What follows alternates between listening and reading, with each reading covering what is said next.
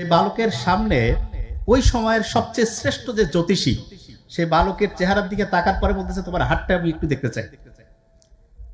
ছোট্ট বালক যখন সেই সবচেয়ে শ্রেষ্ঠ জ্যোতিষীর সামনে হাতটা বাড়াই দিয়েছে,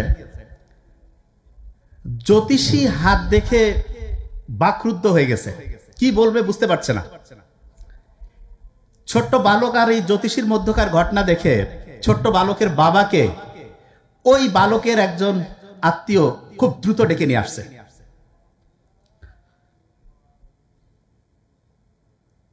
ওই ছোট্ট বালকের বাবা কিন্তু কোনো সাধারণ লোক না, খুব অসাধারণ ওই সময়ের একজন সম্রাট ছিলেন। তা সম্রাট নিশ্চিতভাবে খুব জ্ঞানী মানুষও ছিলেন, খুব ভালো মানুষও ছিলেন। তো উনি জ্যোতিষীর চেহারার দিকে তাকায় বুঝতে পারতেছে যে সামথিং ডিফারেন্ট, ভিন্ন কিছু হয়তো বা জ্যোতিষী লক্ষ্য করছে এই ছোট্ট বালকের মধ্যে। তখন উনি জ্যোতিষীকে অভয় দিল যে আপনি যা কিছু দেখছেন সেটা আমাকে জানাতে পারেন। তখন ওই জ্যোতিষী বলতেছে যে মাননীয় সম্রাট, আপনার এই সন্তান, তার চেহারা, তার হস্ত হাতের মধ্যে যে রেখা, এইটা দেখে আমি যেই জিনিসটা লক্ষ্য করছি সেটি হচ্ছে এই ছোট্ট বালকের সুনাম আপনার সুনামকে ছাড়াই যাবে। তো এই ঘটনা শোনার পরে বাপ যদি শোনে যে ছেলে তার মর্যাদাকে কাটিয়ে ছাড়িয়ে আরো সামনে যাবে, তখন একজন বাপ সবচেয়ে বেশি খুশি হয়। তা ওই সম্রাটও খুবই খুশি হয়েছে।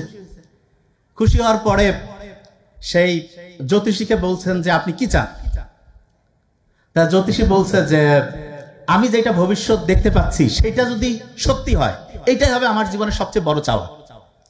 তারপরও সম্রাট তো কিছু দিব না, এটা কেমন হয়?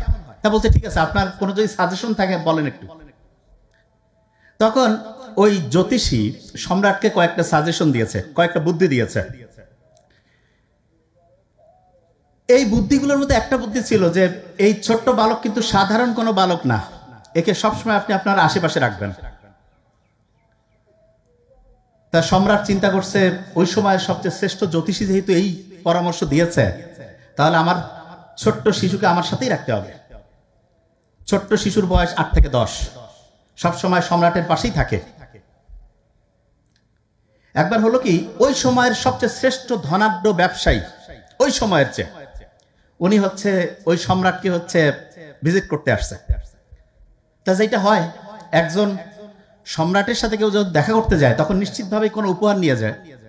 তো ওই সময়ের সবচেয়ে শ্রেষ্ঠ যিনি হচ্ছেন ব্যবসায়ী, উনি ওই সময়ের সবচেয়ে শক্তিশালী, সবচেয়ে আকর্ষণীয় একটা ঘোড়া নিয়ে আসছে। ঘোড়াটা এত শক্তিশালী এবং এত আকর্ষণীয়, রাজ্যের যারা সম্রাটের খুব কাছের মানুষজন ওই ঘোড়া দেখে একটু লোভ হয়েছে। সম্রাটকে বলতেছে যে আমাদের একটা আর্জি আছে, যদি একটু শুনেন। বলছে বলো। বলতেছে যে আমাদের মনটা চাচ্ছে আমরা একটু ওই ঘোড়াটার মধ্যে একটু চড়তে চাই। তা সম্রাট খুব ভালো মানুষ ছিলেন, খুব উদার ছিলেন। বলছে ঠিক আছে চলো। তা কে আগে চলবে কে পরে চলবে? পরে বললো যে ঠিক আছে, অ্যাকর্ডিং টু এজ, বয়স অনুসারে যার বয়স বেশি সে আগে চলবে। তা সিনিয়র যে উনি চড়তে গেছে, ঘোড়া যখনই উঠতে গেছে ঘোড়া এমন একটা ধাক্কা মারছে একদম পড়ে গেছে। তখন সবাই চিন্তা করলো বয়স্ক মানুষ, এই জন্য বোধহয় ঘোড়ায় চড়তে পারছে না, তার চাইতে যে জুনিয়র সে যাচ্ছে। ও বাবা, এ ঘোড়ায় যখনই চড়তে মুভমেন্টে গেছে, চড়ার মুভমেন্ট, ওই সময় হচ্ছে ঘোড়া দ্বিগুণ বেগে হচ্ছে তাকে ধাক্কা মারছে। সবাই তো মহা চিন্তায় পড়ে গেল, এত আকর্ষণীয় ঘোড়া, আমাদের জীবনে চড়ার যে ইচ্ছা এটা কি পূরণ হবে না? এইরকম করে 8-10 জন চেষ্টা করছে, প্রত্যেকেই ঘোড়ায় চড়ার অ্যাটেম্প নিছে, ঘোড়া ধাক্কা মেরে ফেলে দিছে। ওই যে সবচাইতে ধনী মানুষ যে ওই ঘোড়া নিয়ে আসছে, উনিও একটু বিব্রত যে কি হইলো হঠাৎ করে ঘোড়ার, যে ঘোড়ায় কেউ চড়তেই পারছে না। তখন ওই ছোট্ট বালক তার বাবাকে বলছে, বাবা আমি এই ঘোড়ায় চড়বো। সবাই বলছে না না মহামান্য সম্রাট, আপনার এই আমাদের এইটা ভবিষ্যৎ, একে এই ঘোড়ায় চড়তে দেওয়া যাবে না, ফেলাই ফেলবে। তো বলছে খুব করে ধরে যে না বাবা আমাকে একটু চড়ার সুযোগ দিতে হবে, আমি চড়বো। তো এই কথা শোনার পরে সবাই বলতেছে না না, ওকে চড়তে দেওয়া যাবে না। ওর বাবা বলছে না বাবা, তুমি দেখতেছো না তোমার বড় বড় যারা আঙ্কেল শ্রেণীর মানুষ তারাই চড়তে পারলো না, তুমি কিভাবে চড়বা? তো বলছে খুব কনফিডেন্টের সাথে যে বাবা আমি চড়তে পারবো। তখন সবাই সিকিউট, মানে আলাদা হচ্ছে, যদি ধাক্কা মেরে দেয় সবাই জাল ধরে বসে আছে যে ওই ছোট্ট বালককে হচ্ছে চড়তে গেলেই তো ধাক্কা মারবে, সে ওইখানে যাতে পড়ে।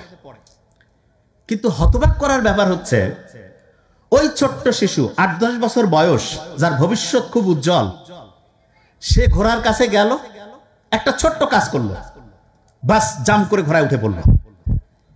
খালি উঠে পড়লো তাই না, ঘোড়ায় রানিং শুরু করে দিছে। 10-12-15 মিনিট চতুর্দিকে চক্কর লাগায় এসে আবার যেখান থেকে সে উঠছিল সেখানে থামলো।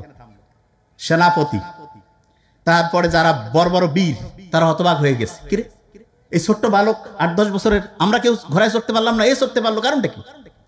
তখন ওর বাবা বলতেছে, বাবা তুমি ঘোড়ায় চড়তে পারলা, তোমার আঙ্কেলরা বড় বড় যারা সেনাপতি বীর এরা চড়তে পারলো না, কারণটা কি?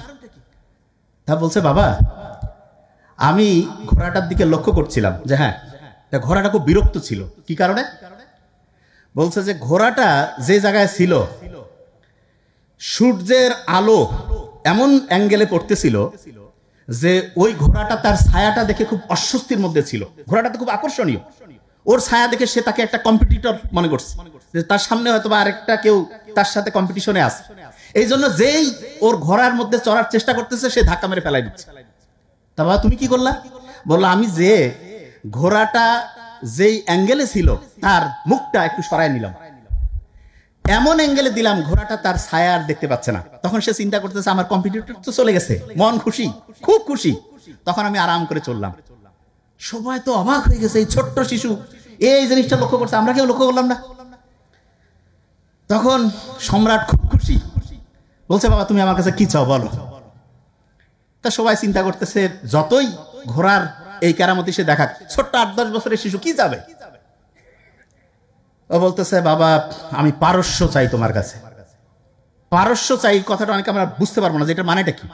বাংলাদেশের একটা 8-10 বছরের ছেলেকে যদি বলা হয় যে বাবা তুমি এখন কি চাও, সে যদি কয় আমি সারা পৃথিবীর আমেরিকা রাশিয়া এগুলো সব দখল করব, এই কথার লোড যা বুঝায়, ওই সময়ে পারস্য জয় করার তার চাইতে বেশি লোড ছিল।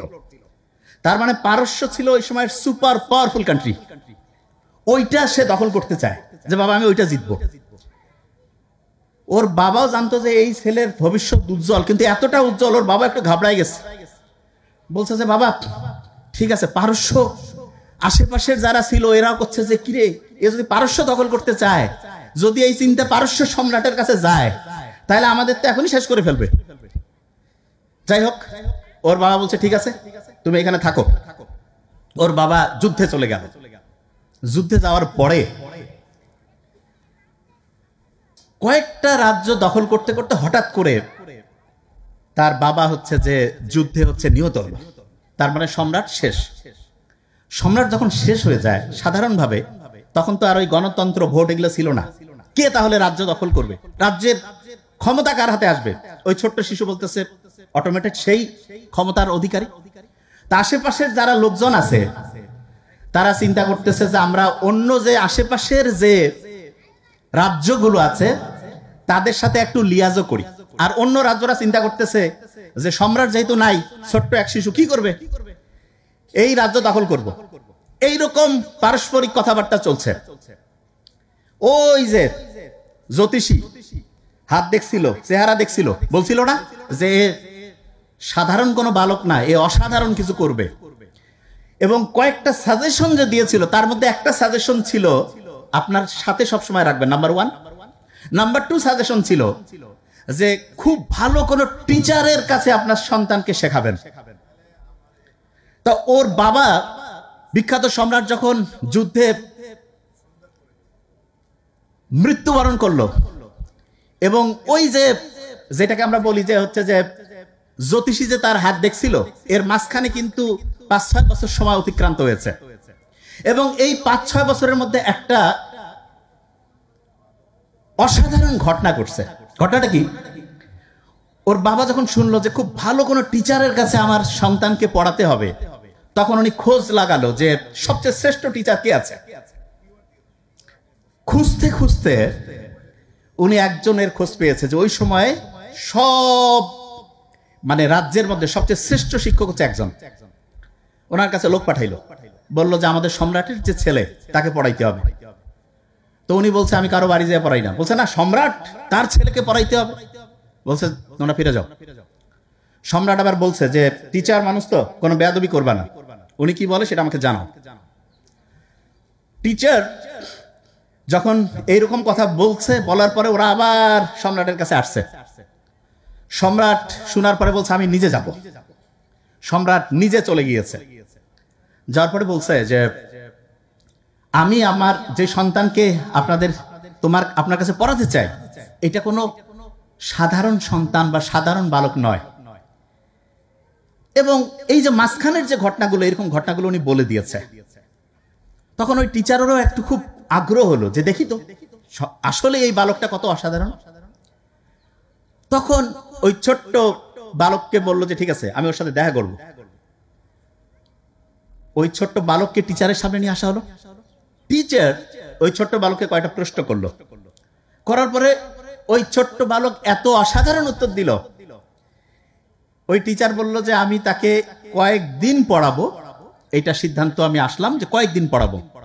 কিন্তু তার চেয়ে ইন্টারেস্টিং ঘটনা ঘটলো, কয়েকদিন পড়ানো যখন শুরু করছে,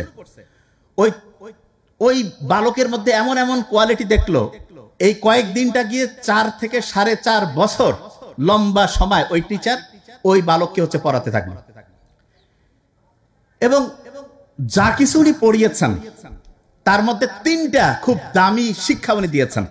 যেদিন লাস্ট মিটিং হয় ওই টিচার এবং স্টুডেন্টের, তখন ওই স্টুডেন্ট বলছে যে স্যার আপনি আমাকে অনেক শিখিয়েছেন, আমাকে এমন 3টা পরামর্শ দেন যেটা আমি সবসময় মনে রাখবো। টিচার তাকে 3টা পরামর্শ দিল। এবং এই 3টা পরামর্শ, যেমন আমরা সূরা ফাতিহায় 7টা লাইন পড়ি না, 7টা আয়াত, ওই টিচার যা কিছু শিখিয়েছে তার সামারি উনি 3টা লাইনের মধ্যে করে দিয়েছে। এই 3টা লাইন অলওয়েজ মাথা রাখবা। ওই ছোট্ট বালক যখন 15-16 বছর বয়স, তার বাবা এক জায়গায় হচ্ছে যে যুদ্ধে গিয়ে হচ্ছে নিহত হলো। তখন তার টিচারের যে প্রথম পরামর্শ, সেই প্রথম পরামর্শ অনুযায়ী যুদ্ধ শুরু হয়ে গেল। এবং প্রথম পরামর্শ অনুযায়ী উনি যে যুদ্ধটা করছে, সেই যুদ্ধে উনি জয়লাভ করলো। এরপরে আরো দ্বিতীয় পরামর্শ, তৃতীয় পরামর্শ, এই জায়গায় আমি আসবো, এটা জায়গায় আসবো, এটাতে আমরা আবার ফিরে আসবো। তার আগে আমি অন্য জায়গায় যেতে চাই।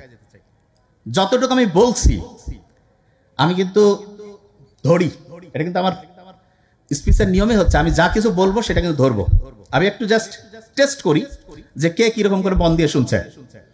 নাম্বার 1 যেটা আমি বলছি, যে যেই টিচার ওই ছোট্ট বালককে পড়াচ্ছিল কত বছর পড়িয়েছে? ভেরি নাইস, 4.5 বছর, 4 থেকে 4.5 বছর, প্রত্যেকে জানছে। কয়টা উপদেশ দিয়েছিল? 3টা। 15-16 বছর বয়সে তার বাবা যুদ্ধে হত্যা হয়েছে, তার বাবা যুদ্ধে মারা গিয়েছে।